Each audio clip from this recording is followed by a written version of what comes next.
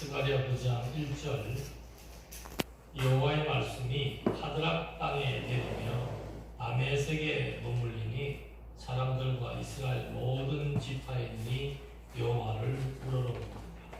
그 적경한 하마세로 임하겠고 두로와 시돈에도 임하리니 그들이 매우 지혜롭다. 두로는 자기를 위하여 요새를 건축하며 은을 티끌같이 금은 거리에 진흙같이 쌓았다. 주께서 그를 정복하시며 그의 권세를 바다에 쳐 넣으시니 그가 불에 삼켜질지라. 우선 4절까지 공부했습니다.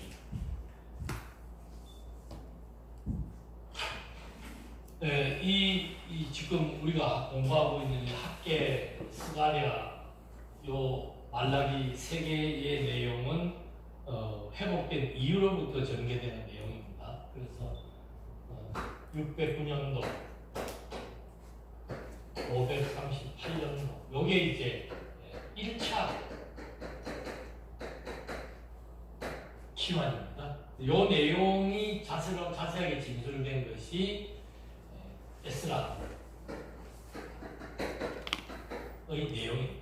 에스라가 이걸 기록하면서 본인이 1차로 온 게 아니고 1차 기환할 때에 온 사람은 누군가 하면은 지금 여기서도 스가랴도 예언하죠. 두 감람나무. 감람나무는 올리브 나무이기 때문에 이스라엘 백성들의 이스라엘 시대에 지도자를 세울 때 올리브 유를 부었다고 했습니다. 그래서 감람나무는 하나님이 세우는 기름 부음 받는 자, 통치자들, 선지자, 왕, 제사장을 의미하는데 그 두 기름 부음 받은 감람나무를 세우겠다 그랬습니다. 그 예언대로 지금 여기 스룹바벨 그건 총독이죠. 그 다음에 여호수아 대제사장 해가지고 약 한 그 5만 명 정도가 1차 기한 때 이 예루살렘으로 돌아오게 되는 겁니다. 그게 에스라서의 내용이에요. 에스라서에는 보면 막 성전 지대를 놓을 때 하고 막 성전 그 재건하는 내용들이 에스라에도 나옵니다만은 그게 이제 성전 일대 와가지고 바로 공사를 시작했다가 중단되어 버리죠.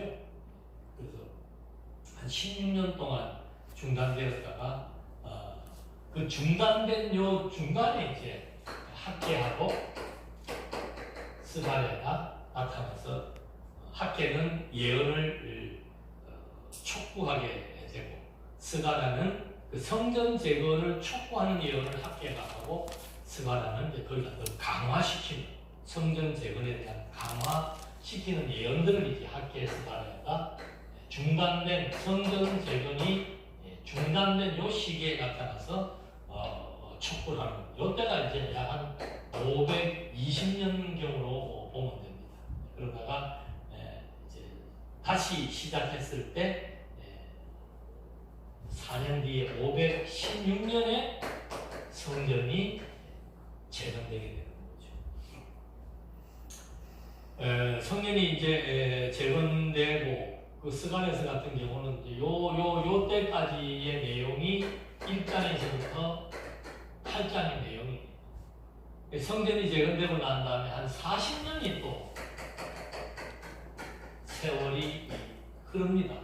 40년 흐르는 그 세월에서 그 느헤미야도 나중에 그게 나오죠. 자기 그 느헤미야와 같이 신 한 사람이 형제 중에 한 사람이 고국에 가서 보니까 고국에 있는 그 자기 동족들이 너무 피폐하고 힘들고 가난과 고통들을 많이 겪고 있는 소리를 느헤미야가 듣고서 하나님 앞에 눈물로 회개하고 통곡하면서 내가 이 민족을 위해서 해야 될 일이 뭔지 요즘 저는 일본의 사태가 좋은 면이 있는 것 같아요. 우리 대한민국의 이 젊은 층들에게도 우리 어떤 애국심 사실은 그동안 한국 사람들이 그 애국심을 가질 만한 어떤 이슈도 없었고 그 애국심을 심어줄 수 있는 사상도 없었어요. 그런데 어제는 잠깐 무슨 노래하는 거 나오는데 막 젊은 가수들이 나와가지고 대한민국 월드컵 노래, 대한민국 노래, 그 다음에 옛날에 그 만두에서 불렀던 애국가 이런 거 부르는 그 프로가 있는데 눈물이 찌가 나는 나만 그러게 거기서 가수를 만나서 막 여자들은 펑펑 울더라니까. 그 노래를 듣고 우는 게 그런 애국심이 지금 발동되는 이유도 지금 우리나라 현 사태가 이게 지금 대한민국이 중간에 끼어가지고 강대국들에 의해서 찍소리도 할 수 없는 그런 상황에 놓여 있는 이것이 얼마나 심정적으로 우리를 힘들게 만드는 면도 있지만 도리어 국가를 생각할 수 있도록 촉발시키는 것처럼 지금 이런 여기서 지금 해방돼 가지고 이때까지 올 때까지 굉장히 힘이 들고 있는 거죠. 그때 이제 9장으로부터 지금 읽어드리는 9장으로부터 14장까지의 예언의 내용이 스가랴서는 중간에 공백 기간이 있다 그랬죠. 그래서 이제 뒤에 이제 예언이 나오게 되는 겁니다. 그 다음에 요건 연대적으로 알아놓으면 좀 좋아요. 80년 후에 요 어간에 이제 에스더 유다 백성들이 완전히 몰사하는 그런 환경 가운데서 하나님이 구원해주는, 그러니까 백성들이 한 사람에 의해서 몰사당할 정도의 위기를 겪고 있던 그런 상황들이에요.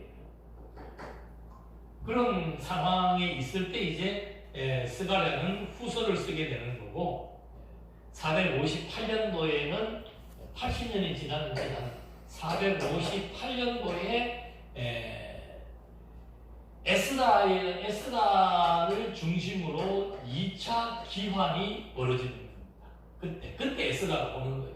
그때 에스라가 와서 그때는 약 한 1758년 정도가 같이 왔다는 겁니다.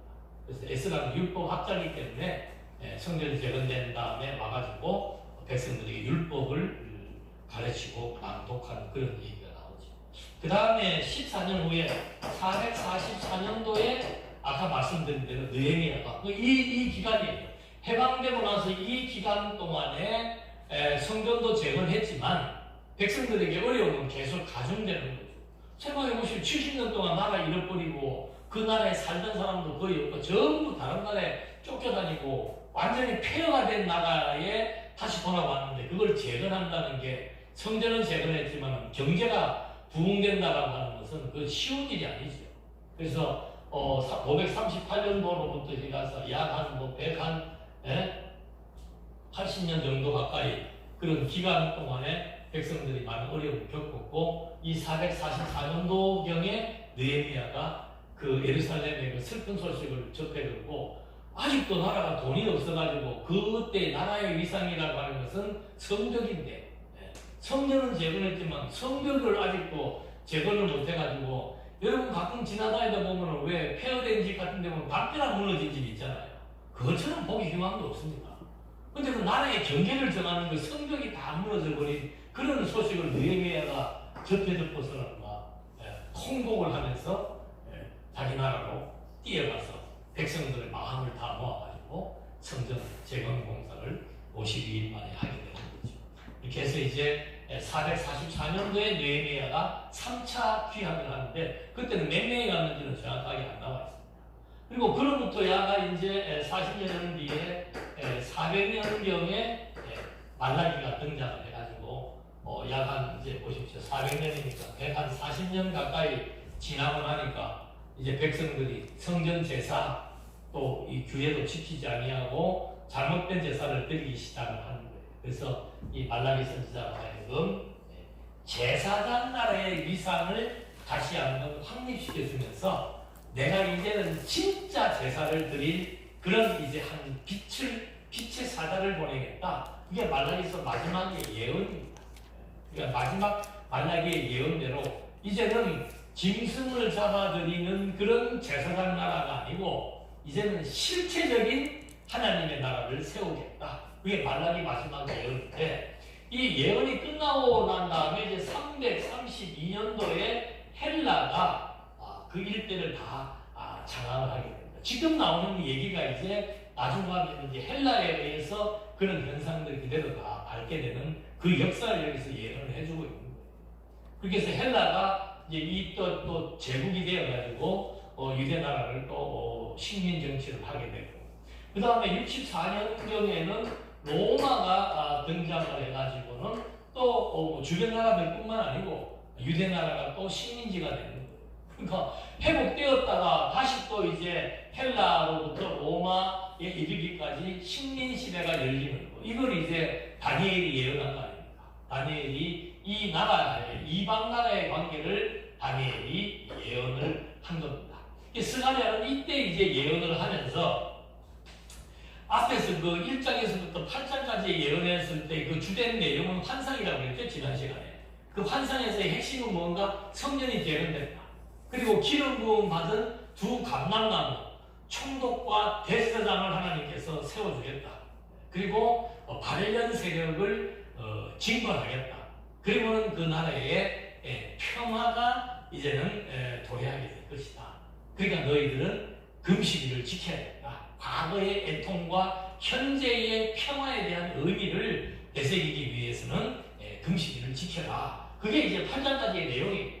그리고 이제 9장으로부터는 이제 오늘부터 다시 이제 계속되는 내용들인데, 이 9장의 내용이 이제 하나님께서 이방 세력들을 다시 한번 더 바벨론에 의해서 세워졌던 강성했던 나라들을, 또 파사에 의해서 세워졌던 나라들을 이제 헬라로 말미암아 파멸하게 만들어내고, 그 다음에 헬라에 의해서 세워졌던 모든 나라들의 권세들을 이제 로마에 의해서 망하게 되는 것. 그래서 이 스가랴 9장부터 14장까지는 한 왕이 나타난다고 얘기해요. 한 왕이 나타나서 이제 진짜 이 유대 나라를 재건할 것이다. 그리고 이방 나라들도 여기에 속하게 될 것이다. 그런 예언을 해주면서 여기 이제 나라가 실질적으로 세워지게 될 것이고, 그 다음에 70년에 유대인들이 한 번 더 성전이 파괴되는 어려움을 겪게 될 것이고, 그렇지만 이제 하나님의 이 목자 한 왕에 의해서 땅 끝까지 평화가 유지될 것이다. 이런 예언들이 나오게 되는 것. 이것이 이제 9장로부터 14장까지의 예언의 내용입니다. 그런 그 예언의 내용에서 지금 읽어드린 말씀대로 여호와의 말씀이 하드락 땅에 임했다. 이게 이 지도를 조금 참조해야 되겠죠. 하드락 땅이라고 하는 것이 이 지역들이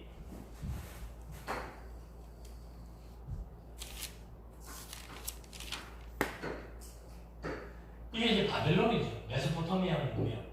이 바벨론으로 말미암아 시작된 그 정복의 루트, 통로죠. 그걸 여기서 지금 그대로 얘기해주고 있는 겁니다. 그래서 이거 그 하드락이라고 하는 것은 바벨론의 변방의 나라입니다. 큰 도시가 아니고 바벨론의 나라인데 변방의 나라인 그 하드락이 여기서 지금 등장합니다. 그리고 하드락 바로 옆에 이제 우리가 잘 알고 있는 다메섹, 시리아의 수도죠. 요거는 하드락. 그 아수르를, 시리아를 지금 바벨론이 다 정복을 했잖아요. 그래서 이 하드락과 다메섹과 그 다음에 나오는 것이 뭔가 하면 시돈, 두로. 이게 지금으로 말하면 레바논이에요. 이 나라들은 엄청나게 부강한 나라입니다. 왜 그랬는가 하면 여기 나라에 솔로몬 때 나왔던 그 백향 이 나무 장사하고 그 나무로 배를 만들긴 해안가니까 배를 만들어서 무역을 해가지고 엄청나게 경제적으로 부강한 그런 나라들이었습니다. 그래서 읽어드린 그 말씀대로 막 금으로 그냥 막 흡치를 할 정도로 그렇게 부강한 나라였는데, 이게 이제 바벨론에 의해서 이렇게 침략당했던 그런 도시들, 그리고 그 도시들이 바벨론에 의해서 침략을 당해서 화려해졌던 그런 도시들을 여기서 이제 하나하나 하나님께서 정복을 하겠다는 얘기를 해주는 겁니다. 그러면서 이제 밑으로 내려오면 여기 블레셋 지역이에요. 여기는 이제 에그론이, 읽어드린 그대로 에그론이 있고, 아수도, 그 다음에 에스불론, 가사는 뭐 지금 팔레스타인이죠. 요 블레셋 지역에 이렇게, 그러니까 요 북쪽 지역으로 있고, 여기 지금 블레셋이라고 하는 강한 세력이 있고, 여기 애굽이 있고 아프리카에 있었죠. 나중에 이게 이제 블레셋이 가지고 있던 침투 루트예요. 여기 나라 잡아먹고 여기 잡아먹고 여기 잡아먹고 여기 잡아먹고 이렇게 해서 세력화되었던 막강한 바벨론의 세력들이 나중에 파사에서 정복을 당하고 또 그 파사가 지배했던 이 세력들이 여기에 있는 이제 마게도냐죠. 마게도냐에서 출현된 그 알렉산더 대왕에 의해서 아프리카 지역과 이쪽 지역을 이제 양분화시켜서 정복해 들어가는, 그래서 나중에 이 대단한 나라들이 망하게 되는 그런 내용들이 지금 소개가 되게 되는 거예요. 지금 너희들이 어렵지만 하나님께서 너희들을 괴롭혀왔던 이런 세력들, 결국은 그 바벨론의 루트라고 하는 것은 침략과 파멸의 루트예요. 침략과 파멸에 의한 그 루트를 통해서 완전히 특히 이 이스라엘 나라는 완전히 초토화가 되어버렸죠. 그 나라를 이제 하나님께서는 구원과 평화의 길로 바꿔놓겠다. 그 얘기를 지금 스가랴를 통해서 백성들에게 메시지를 던져주고 있는 겁니다. 그런 배경 속에서 한 번 더 읽어보시겠습니다. 자, 하드락 땅에 내린 여호와의 말씀이 하드락 땅에 내렸다는 겁니다.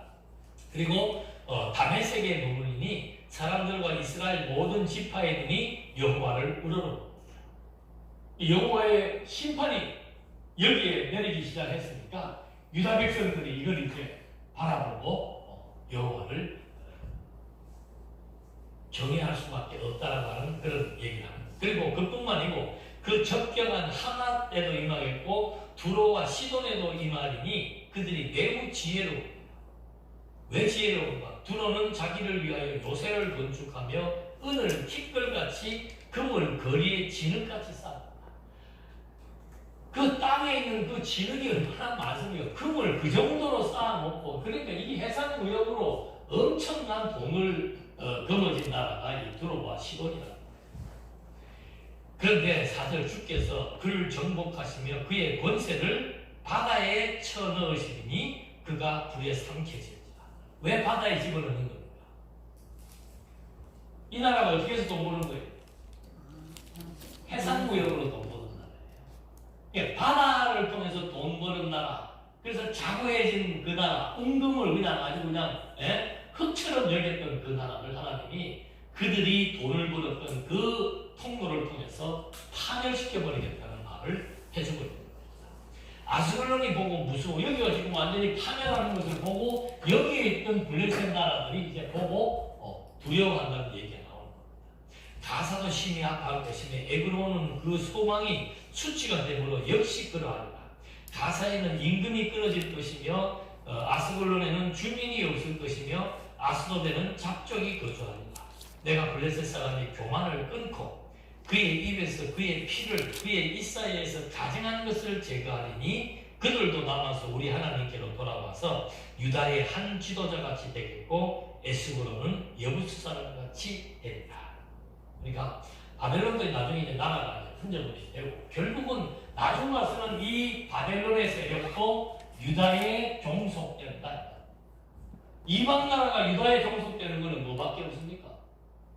복음밖에 없어요. 그래서 이제 여기에도 그 얘기가 나옵니다만은 스가랴가 그 예언을 하는 거죠. 이 평화의 루트가 과거에는 이 침략의 루트요 파멸의 루트였지만 지금 이 평화의 루트가 어디까지 갈 것이다. 땅끝까지 갈 것이다. 그래서 바벨론뿐만이 아니고 모든, 그래서 이 지금 그 스가랴서에서 나오는 하나님의 칭호가 만군의 여호와로 나옵니다. 46번인가 7번을 사용한다고 해요. 짧은 14장의 내용에서 보통 이 만군이라고 하는 것은 창조주를 의미하고 유대나라뿐만이 아니고 전 세계를 통치한다는 그런 의미를 담고 있는 거죠. 그러니까 스가랴는 만군의 여호와의 이름을 칭송을 하면서 왜 만군의 여호와일까? 이방인 바벨론도 하나님이 파멸시키고 결국은 바벨론에게도 또 유다인의 나라로 돌아오도록 복음을 접하도록 하시는 역사를 하나님이 실행하겠다. 그래서 이 전 세계가 결국은 여호와의 선에 의해서 나중은 이방인들도 여호와의 복을 누리게 되는 그 예언을 지금 같이 해주고 있는 거죠. 그렇게 하면서 몇 절이죠? 8절에 내가 집을 둘러 진을 쳐서 적군을 막아 거기 왕래하지 못하게 할 것이다. 포악한 자가 다시는 그 지경으로 지나가지 못하느니 이는 내가 눈으로 친히 봄이니라. 시온에 따라 크게 기뻐할지어다. 예루살렘에 따라 즐거이 부를지어다. 보라 내 왕이 내게 임하나니 그는 공의로우며 구원을 베풀며 겸손하여 나귀를 타시나니 나귀의 작은 것 곧 새끼이다. 우리가 자 이제 아까도 말한 대로 이 침략의 루트를 통해서 온 나라들이 초토화되었는데 그 중에 제일 초토화된 게 유대인이었다 이 말이죠. 그 나라를 하나님께서 어떻게 하겠다?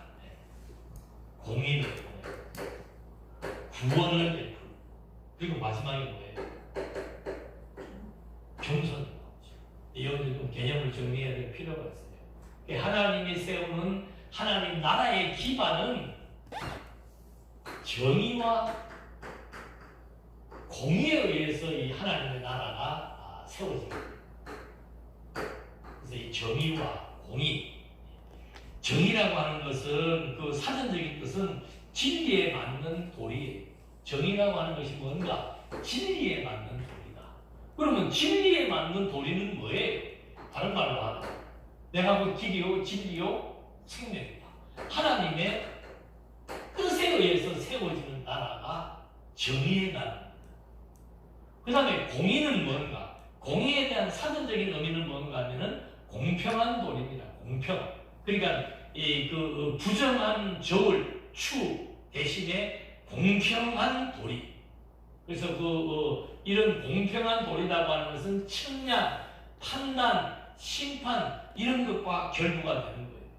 그래서 하나님의 공의라고 하는 것은 뭔가 하나님의 정의는 하나님의 뜻의 실현이고 하나님의 공의는 하나님의 선과 악에 대한 실현이 하나님의 공의예요. 그러니까 하나님의 나라는 하나님의 뜻에 따라서 선과 악에 의한 심판의 역사로 말미암아 세워지는 나라가 하나님의 나라다. 지금 너희들이 지금 이렇게 엄청난 고통을 받고 있지만 이 나라는 하나님의 정의와 하나님의 공의에 의해서 세워진 나라이기 때문에 하나님의 선악간에 무엇이 심판이 반드시 있을 것이다. 하나님의 공의는 살아있다는 거예요. 하나님이 선히 여기시는 것과 하나님이 악히 여기시는 것, 하나님이 좋아하시는 것과 하나님의 싫어하시는 것은 뭔가? 하나님이 좋아하시는 것은 뭐예요? 하나님의 뜻대로 세운 하나님의 나라예요. 선택한 하나님의 나라예요. 그러니까 그 나라는 하나님의 기쁘신 뜻을 따라서 그 나라에는 하나님의 평화와 즐거움이 주어진다는 말을 하고, 그래서 지금 너희들이 이렇게 바벨론에 의해서 초토화가 되었지만은 너희 나라는 반드시 하나님의 공의로 세워진다. 선과 악에 대한 기준에 의해서 심판을 결행하실 것이고 하나님이 선택한 하나님의 나라, 제사장 나라는 반드시 회복되어지고 그 나라에 평화가 주어질 것이다. 그게 지금 스가랴를 통해서 이 40년 여간 동안 굉장한 고통을 받고 있는 이 백성들에게 주시는 하나님의 만군의 여호와의 말씀이다. 그리고 이제 두 번째 구원의 구원자가 나온다. 그러니까 이 구원이라고 하는 것은 이제 파멸 가운데서 침략당해서 파멸했던 그 나라가 하나님이 구원자를 보내어서 도리어 그 회복과 구원과 평화를 이루어 나갈 수 있는 그런 나라로 이제 탈바꿈하게 됐다. 그래서 아까도 말씀드린 대로 이 길이 유대인들에게는 파멸의 길이었지만 나중에는 이 파멸의 길이 다시 구원의 길로 바뀔 것이다. 그래서 백성들이 신음하고 절규했던 그 소리가 기쁨과 평화로 바뀔 것이다. 그래서 하나님의 나라는 의와 희락과 평강이라고 얘기합니다. 하나님의 나라, 정의와 공의 위에 세워진 하나님의 나라는 반드시 기쁨과 평강이 넘치는 구원의 역사가 있을 것이라고 말해주는 겁니다. 그러면서 마지막에는 뭐예요? 이건 이제 좀 해석이 좀 필요한 겁니다. 경선. 경선이라고 하는 사전적인 뜻은 상대를 높이고 나를 낮추는 것을 경선이라고 얘기하죠. 근데 이 본문에서 말하고 있는 경선은 역사적으로 그 시대 사람들이 썼던 경선의 의미는 뭔가 하면 억압당하고 공공한 상태에 있는 것을 경선이라고 얘기합니다. 억압당하고 공공한 상태에. 자, 예수님이 오셔서 낙이 새끼를 탔다라고 하는 것은 하나의 표적이에요. 무슨 표적인가? 당신이 억압당하고 공공한 위치에 있다라고 하는 것에 대한 표적입니다. 하나님의 아들 왕이면은 가장 좋은 준말을 타고 왕관을 쓰고 온 백성들이 보는 앞에서 나타나야 되는데 왜 낙이 새끼를 타고 나타났는가? 그것은 당신이 지금 바리새파들에 의해서 종교 지도자들에 의해서 정치 세력에 의해서 억압당하고 공궁에 처해서 십자가에 죽으실 것에 대한 예표로서에 대한 경선의 의미를 담고 있다는 거죠. 경선한 표징이 바로 뭔가? 그게 나이 새끼 타고 오는 거다. 근데 이 경선은 무슨 우리 도덕적, 윤리적 또는 사전적 의미를 가지고 자기를 낮추는 경선 그런 게 아니에요. 하나님의 나라는 하나님이 세운 하나님의 나라는 공의로 세워지고 구원의 평화의 역사가 나타나게 됩니다. 반드시 억압과 공궁의 처함으로 말미암아 죽으시고 다시 부활하셔서 생명의 소생의 역사가 주어지게 되는 경선의 사역이 하나님이 다시 회복시켜 주실 언약의 나라, 하나님께서 약속하신 제사장 나라의 구원의 역사라고 지금 여기서 말하고 있는 거예요. 그러면서 몇 절까지 했죠? 이제 10절에 또 재밌는 얘기가 또 나옵니다. 내가 에브라임의 병거와 예루살렘의 말을 끊겠고 전쟁하는 활도 끊으리니 그가 이방 사람에게 화평을 전할 것이요. 에브라임은 북쪽 이스라엘을 대표하는 지파라고 했습니다. 에브라임 북쪽 이스라엘과 남쪽 유다 예루살렘의 말을 끊고 전쟁하는 활도 이제 끊겠다. 전쟁이 없어지게 하겠다. 그렇게 해서 이방 사람에게 화평을 전할 것이요 그의 통치는 바다에서 바다까지 이르고 유브라데 강에서 어디까지 땅끝까지 이룰 것이다. 자, 하나님의 나라가 공의와 구원과 경선을 통해서 세워졌고 그 다음에는 그 유대 나라의 침략과 파멸이 사라져버리고 거기에 평화가 안착이 되면서 그 말입니다. 이제는 전쟁이 없어지게 되겠고 도리어 거기에 평화가 안착이 되면서 이방 사람들에게 뭘 전해요? 화평을 전합니다. 화평은 하나님의 나라의 상태입니다. 그러니까 이 말이 신약적 의미로 말하면은 복음이 예루살렘으로부터 즉 유다 땅에서부터 시작된 복음이 예루살렘, 유다, 사마리아 그리고 어디까지? 땅끝까지. 그 땅끝이 이방을 의미합니다. 지금 그 예언을 스가랴가 해주고 있는 거예요. 이방 사람에게 화평을 전할 것이다. 생명 소생의 복음이 전파될 것이다. 바로 이 겸손한 나라의 왕을 통해서 죽음에서 부활하사 새 생명을 얻게 하는 생명 소생의 화평의 복음이 땅끝까지 전파될 거라고 약속을 해줍니다. 그러면서 또 너로 말할긴데 내 언약의 피로 말미암아 내가 내 갇힌 자들을 물없는 구덩이에서 놓았나니 갇혀 있으나 소망을 품은 자들아 너희는 요새로 돌아올지니라. 내가 오늘도 이르노라. 내가 내게 갑절이나 갚을 것이다. 뭘 갑절이나 갚아요? 포로와 파멸 가운데서 자유와 평화의 복음, 그 평화를 다시 갑절이나 누리게 될 것이다. 내가 유다를 당긴 활로 삼고 에브라임을 끼운 활로 삼았으니 시온아 내가 내 자식들을 일으켜 헬라 자식들을 치게 하며 너를 용사의 칼과 같게 하리라. 자, 여기에서도 또 뭐가 하나 나와요? 무슨 피? 언약의 피.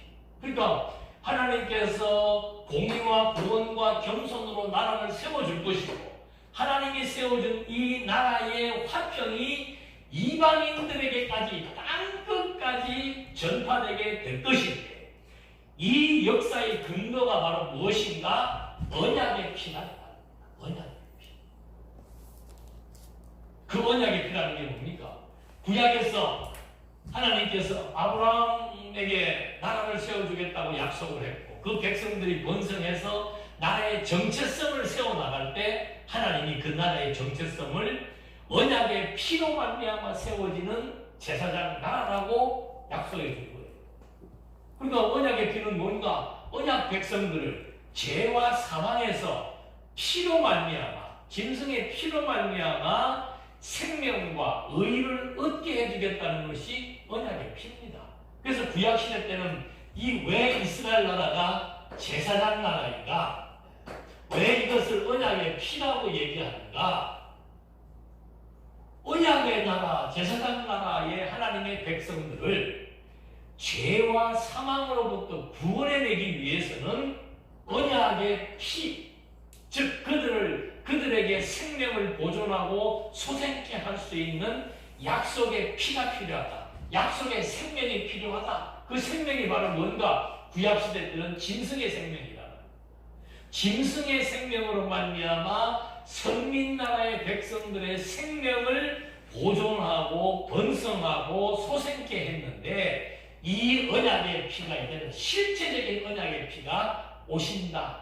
하나님의 세우는 나라는 공의와 구원과 겸손으로 말미암아 이제는 실체적인 하나님의 나라가 세워지고, 그 실체적으로 세워진 하나님의 나라의 평화의 기운이 이방 나라 땅끝까지 전파될 것이며, 그 전파되는 근거, 주체가 바로 무엇인가? 언약의 피. 구약에서는 언약의 피로 말미암아 언약 백성들을 사망에서 생명으로 구원한 것처럼, 이제 지금 이 하나님이 세우는 하나님의 나라는 언약의 주체이신 그리스도의 피로 말미암아 사망에서 생명으로, 죄에서 의를 얻게 하는 이 복음의 역사가, 그로 말미암아 자유와 안식과 화평을 누리게 된 하나님 나라의 백성과 이 하나님 나라의 복음이 땅끝까지 이방 땅을 향해서 전파될 것이라고 스가랴가 예언을 하고 있는 겁니다. 그래서 지금은 이 백성들이 많은 여기에서 많은 그 고초를 겪고 있지만, 이제 하나님께서 예선해 놓으신, 예비해 놓으신 언약의 피, 하나님의 나라, 공의와 구원과 겸손으로 세워질 하나님의 나라가 이제 반드시 언약의 주체이신 그리스도를 통해서 세워질 것이다. 그 얘기를 지금 해주면서 그 세워지는 역사가 땅끝까지 이르게 될 것이고, 그 자유와 평화와 안식의 하나님의 나라가 갑절로 주어지게 될 것이라고 하는 예언을 해주는 겁니다.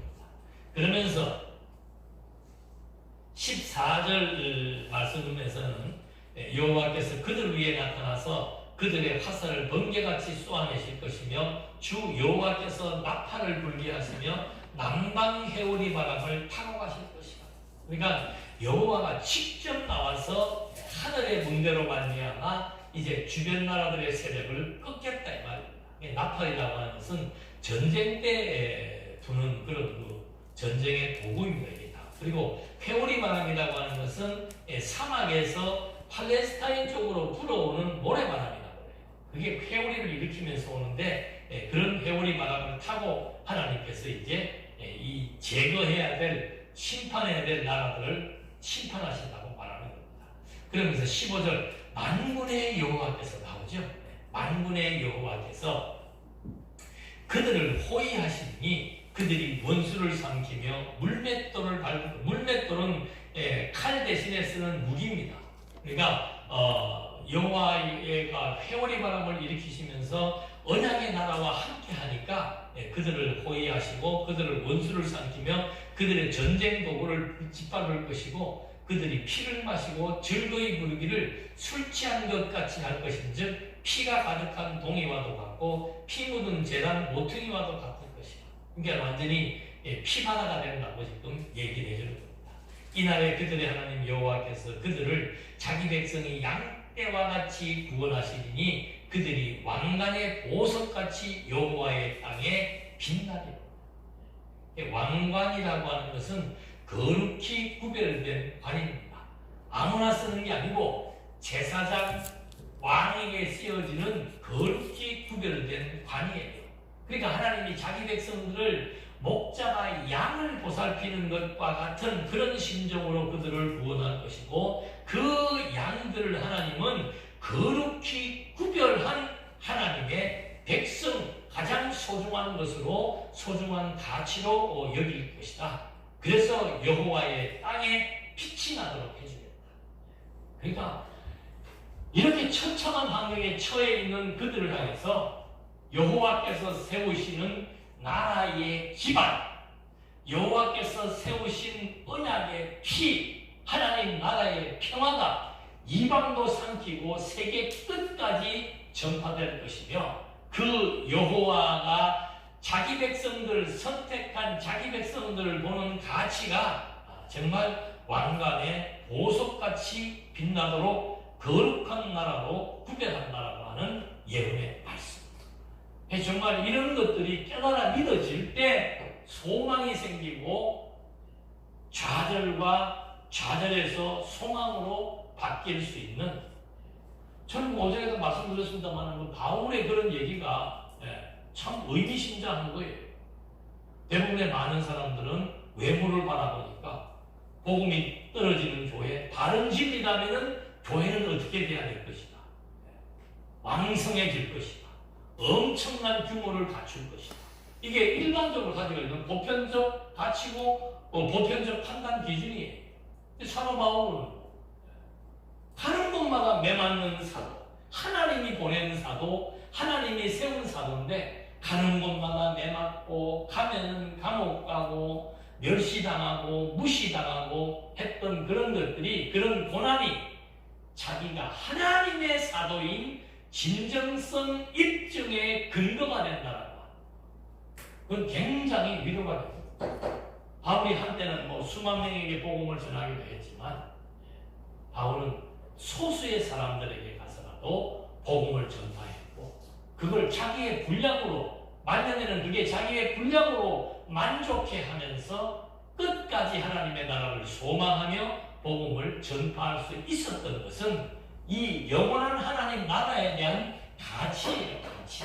이 영원한 하나님의 나라가 온 이방 땅 끝까지 평화의 복음을 비추고 이방 민족에게까지 생명의 복음을 전파하게 해서 정말 버려진 이방인들도 생명을 소생시키시고 좌절과 시기와 절망 가운데 빠져있는 자들에게도 희망과 기쁨과 평화를 안겨주는 하나님 나라의 복음적 가치, 이게 정말 구약시대 스가랴를 통한 선민들에 대한 소망의 말씀이고 신약시대에 이루어진 하나님 나라의 평화의 가치가 오늘을 살아가는 우리들에게도 그대로 확증된다라고 합니다. 그러니까 우리는 눈에 보이는 것만 가지고 환상할 수 없고 판단할 수 없는 거예요. 우리는 그저 우리끼리 모여서 우리끼리 연구하고 우리끼리 말씀 듣고 공부하고 했을 뿐인데 이 복음이 알지도 못하는 지역에, 알지도 못하는 사람들에게 전파되어서 한 생명이 소생의 꿈을 꾸게 되고 희망을 갖게 되고 하나님 나라를 소망하며 살아갈 수 있는데, 오늘 자그마한 하나님이 우리에게 이루신 자그마한 분량들이 거기에 기여한다라고 하는 거. 오늘 눈으로 봤죠? 우리나라에서 제일 먼 데가 아르헨티나 이쪽 남미 지역입니다. 어떻게 이 팔공산 산골짜기에 숨어있는 교회가, 어떻게 저 남미 끝에 있는 아르헨티나에 있는 그 마지막 끝 지역에 이 말씀을 듣고 진리로 자유함을 얻을 수 있는 평화를 누릴 수 있는 그 복음의 밑바탕이 되었다라고 하는 것은 규모가 크고 작음에 있는 게 아니라 내가 큰 일을 하고 많이 하고 있는 게 아니에요. 그냥 하나님이 우리에게 주신 분량 따라 한계 따라 주어진 여건 속에서 그저 말없이 묵묵하게 나에게 주어진 일만 했을 뿐인데 그 결과는 추구한 가장 최고의 인격이 뭐냐? 요즘에 이제 그런 뭐 심리학에서 그런 걸 많이 다루잖아요. 최고의 인격이 뭔가? 그게 이타적인 거예요. 이타적. 남을 위해서 남에게 무엇을 줄 수 있는. 여러분 베드로 보십시오. 나는 너에게 은과 금은 줄 수가 없다. 나는 너에게 은과 금을 줄 수 있을 만큼 경제적으로 내가 굉장히 빈곤한 상태에 있다. 그러나 나는 내가 너에게 줄 수 있는 것 하나가 있다. 나사렛 예수 그리스도의 이름을 증거해 줄 수 있다. 그리스도가 하나님의 아들로서 이 영원한 하나님 나라의 통치자라고 하는 사실을 증거해 줄 수 있는 것. 그거 우리가 할 수 있는 일이다. 그 하나님이 우리를 사랑해서 잊을만 하면은 텍사스에서도 잊을만 하면은 무슨 뭐 저기 소련 저쪽에 있는 쪽에서도 근데 좀 있어 보십시오. 아프리카에서도 올 거예요. 흑인이 올지 한국 사람이 올지 그건 모르겠습니다만은 우리는 모르고 그냥 조그마한 단체 속에서 자그마한 일을 할 뿐이었는데 하나님은 이방의 빛을 비추고 땅 끝까지 이 하나님의 나라가 확산되는 일에 하나님이 써주신다라고 하는 사실. 이게 우리가 살아야 되는 이유입니다. 동산교회가 존재해야 되는 이유입니다. 끊임없이 말씀이 선포되어야 되는 이유입니다. 어렵고 힘든 여건 속에서 살아가지만 내가 왜 이 진리와 함께 있어야 되는지에 대한 이유입니다. 하나님이 우리를 사랑하셨고 하나님의 나라를 선물로 주셨고 그 가치를 깨닫게 해주었고 그래서 우리는 살면서 기쁨과 평화를 유지할 수 있고 그 복음의 가치를 함께 공유할 수 있도록 누군가의 생명의 유익을 위해서 우리가 함께 일할 수 있다고 합니다. 인간에게 주어지는 최고의 가치요 최고의 인격이라고 하는 사실을 또 한번 확인해 보았습니다. 기도하시겠습니다. 은혜와 사랑이 풍성하신 하나님 아버지, 정말 하나님의 하시는 일을 우리는 예측할 수가 없고 그 길의 향방을 알 수 없사오나 열매를 통해서 하나님의 살아계심을 확증합니다. 되어지는 결과를 통해서 하나님의 써주심을 또 한번 헌정합니다.